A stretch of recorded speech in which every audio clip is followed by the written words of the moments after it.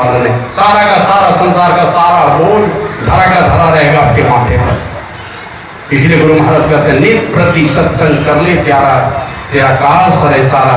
अगर सरकाना चाहते हो, घटाना चाहते हो अपने जीवन के दायित्व को, मैंने पूरा कर लेना चाहते हो, जिस काम को करने के लिए मनुष्य का शरीर मिला, उस काम में थोड़ी भी क्या कहते हैं, थोड़ा घटाना चाहते, जो काम करने की जवाबदेही मिली थी वो काम कुछ करके अगर आप जा रहे हैं इस दुनिया से, तो तसल्ली भरे जीवन को अपराध मैंने तसल्ली भरे परिस्थिति को लेकर के इस दुनिया से विदा होकर के जाएंगे, नहीं तो अंत समय में सारी बेचैनी धरी की धरी रह जाएगी।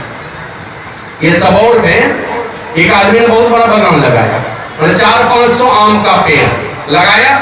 3 साल हुआ होगा, जब आम फलने का समय आया, एक ही दिन में रात में जाके एक आदमी ने दुश्मनी से सब काट दिया, कुल्हाड़ी से सब आम का गाछ काट करके उल्टा दिया। 25-30 साल 40 साल गुजर गए। 40 साल के बाद जो है ना, अब जब उसके जाने की बारी आई, अब वो रोता गिड़गिड़ाता कहता है फलाने बाबू को बुला दो, जिसका बागान काटा था उसका, जबकि उससे 35-40 साल से बात नहीं।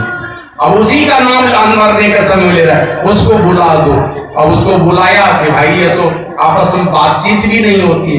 जब बुलाया तो बुझान पर लेटे लेटे हाथ जोड़ के कहता भैया हमको क्षमा कर दे, रो रो के कहता। बोला क्या गलती हुई? और वो आम का जो बागान तुमने लगाया तो हमने ही काट दिया। बोला सारा अभी जो है ना तुम लोगों को, आप लोगों को तो कुछ नहीं दिखलाई पड़ता है, जमदूत जो है ना उल्टी कुल्हाड़ी मेरे सीने पर पटक रहा, अब मांगी मांगो ने तो छोड़ूंगा नहीं। तो सोचा था कि बड़ा निहाल किया, ये सारा बोझ आपके जीवन पर पड़ा रहेगा, एक भी बोझ से आप मुक्त नहीं हो सकते हैं। वो सारी क्या कहते, जो कुछ भी अच्छे बुरे जो कुछ भी आपने बनाए, सारा चीज धो करके चलना पड़ेगा।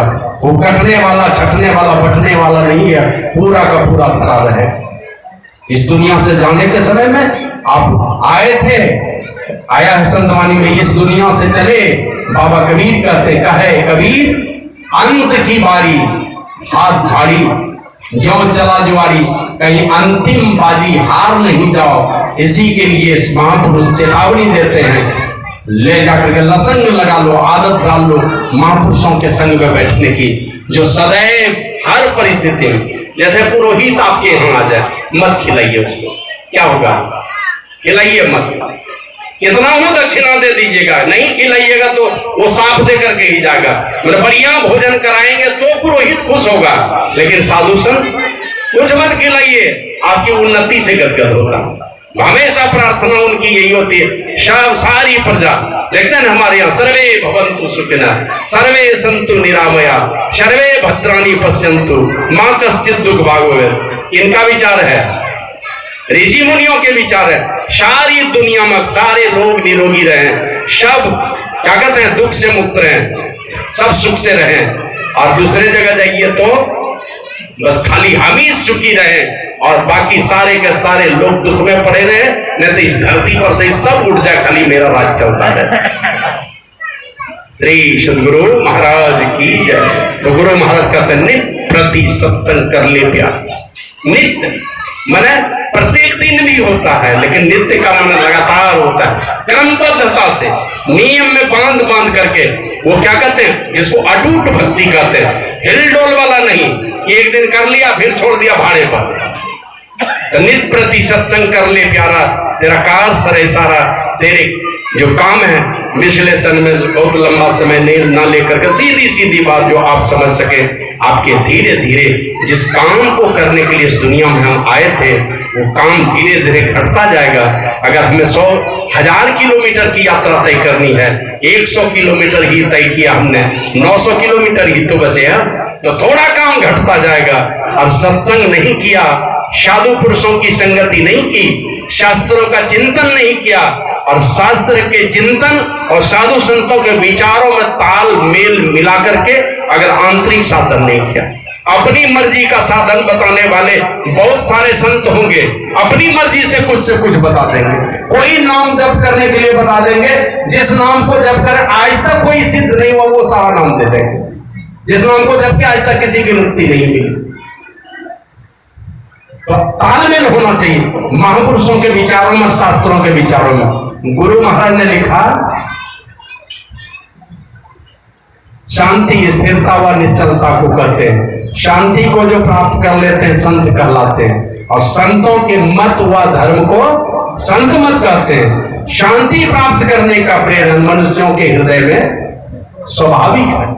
चाहे खुरपी कुदाली वाला हो, ये वहां पीएचडी डीलिट की डिग्री लेकर के वहां पर वैज्ञानिक के कुर्सी पर बैठा हो, राष्ट्रपति के कुर्सी पर बैठा हो, अंदर से ये प्यास आग लगी हुई है कि किसी तरह शांति मिले, स्वाभाविक है। और शांति प्राप्त करने का प्रेरण स्वाभाविक है। और संतों ने, ऋषि मुनियों ने इसकी खोज की, और इस खोज को क्या किया, उपनिषदों में वर्णन कर दिया। और इन्हीं विचारों से मिलते हुए विचारों को कबीर साहब, नानक साहब, दादू साहब, इन लोगों ने प्रचार किया भारतीय भाषा में, नहीं तो पंजाबी भाषा में, अलग अलग क्षेत्रीय भाषा में। लेकिन संत का जो मत है, उनकी मूल भित्ति जो है वो तो उपनिषद के पन्ने में पहले से लिखे हुए। ऐसा नहीं है कि कबीर ने, नानक ने, दादू पंटू में ही ने कोई अलग से बात रख दी। वो बात जो उन्होंने कही, ये बात पहले से ही उपनिषद के पन्ने पर भरे पड़े। मतलब वेद और उपनिषद से समन्वित बातें हैं संतों की। इन बातों को हम लोग मानते हैं। तो संतों के विचारों को और शास्त्रों के विचारों में तालमेल होना चाहिए। स्वामी राम तीर्थ गए अमेरिका, कैलिफोर्निया सिटी में स्पीच हुआ, यही बोले थे कि इन्हीं की बातों को तुम इसलिए नहीं मान लेना कि बहुत बड़ा विद्वान बोल रहा है। होता है ना, पढ़े लिखे हैं, बढ़िया से बोलते हैं, विद्वतापूर्ण बोलेंगे, यहाँ देहात का मूर्ख आदमी टेढ़ी ठेठ भाषा में बोलेगा तो लगेगा कि कम पढ़ा लिखा ही क्या जानता होगा, वो ज्यादा पढ़ा लिखा है। किन्हीं की बातों को इसलिए नहीं मान लेना वो बहुत बड़ा विद्वान बोल रहा है, किन्हीं की बातों को इसलिए भी नहीं मान लेना वो किसी शास्त्र की बात बोल रहा है। एकदम हूबहू रटा हुआ। देखते हैं एक महापुरुष में पन्ना उलट उलट के दिखा के, देखो इस पन्ना में ये लिखा, और याद कुछ नहीं है उनको, अरे बिना पन्ना उल्टे कुछ नहीं बोल सकेगा। हमारे गुरु महाराज बोलते थे, जो बोल दिए सब साफ हो गया। और दूसरे लोग किताब उलट उलट के ऐसे दिखाएंगे, यहाँ पर ये चीज लिखा हुआ, उसको खुद ही याद नहीं है, याद नहीं है, इसलिए खोज खोज करके तर्क करने के लिए निकाल करके रखा है। देखो इस किताब में ये लिखा हुआ है। और गुरु महाराज जो बोलते थे, मिलान करके देख लीजिए पन्ने में कोई चीज मिल जाएगा। श्री सद्गुरु महाराज की जय। तो किन्हीं की बातों को इसलिए नहीं मान लेना कि कोई बहुत बड़ा विद्वान बोल रहा है, किन्हीं की बातों को इसलिए भी नहीं मान लेना तो किसी शास्त्र की बात बोलता है, किन्हीं की बातों को इसलिए भी नहीं मान लेना ये लाखों लोग मानते हैं। बहुत लोगों को देखा मान रहे हैं, दीक्षा ले रहे हैं, चल लेते हैं, बहुत लोग ले रहा है, गांव का मुखिया ले लिया, सरपंच ले लिया, चलो हम भी ले लेते हैं। नहीं, कभी उनकी बातों को नहीं मानना, बल्कि उनकी बातों को तुम इसलिए मान लेना, पहले मिलान करो, शास्त्र समन्वित बात है कि नहीं, शास्त्र से जुड़ी हुई बातें हैं कि नहीं, ये विद्वान है कि नहीं, दोनों को मिलान करो। मानने वाले कैसे लोग हैं, देखो तो कोई पक्षपाती वाला किसी खास जाति का लोग तो नहीं मान रहा है। तीनों में मेल खा जाए तब अपने विचार की कसौटी पर कस के देखना वो खरा उतरता है कि नहीं उतरता। और विचार की कसौटी पर जब खरा उतरे उसको आत्मसात कर लेना।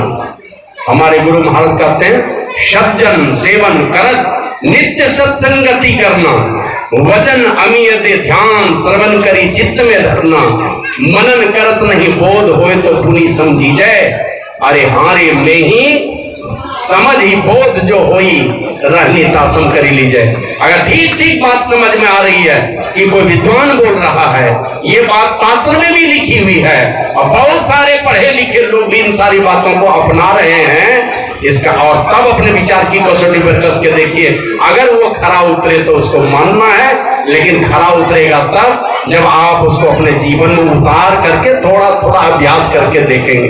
हाइड्रोजन ऑक्सीजन को मिलाया, पानी बन जाए तो सही है, नहीं बने तो नहीं मानेंगे किसी भी तरह से। उसी प्रकार गुरु महाराज कहते थे, मैं जो कहता हूं करके देखो। ज्योति बिंदु ध्रुव तार इंदु लकी, लाल भानु झलकी, बजत विविध विध अनहद सोरा, 5 मंडलों की, संत मते का सार भेद यह बात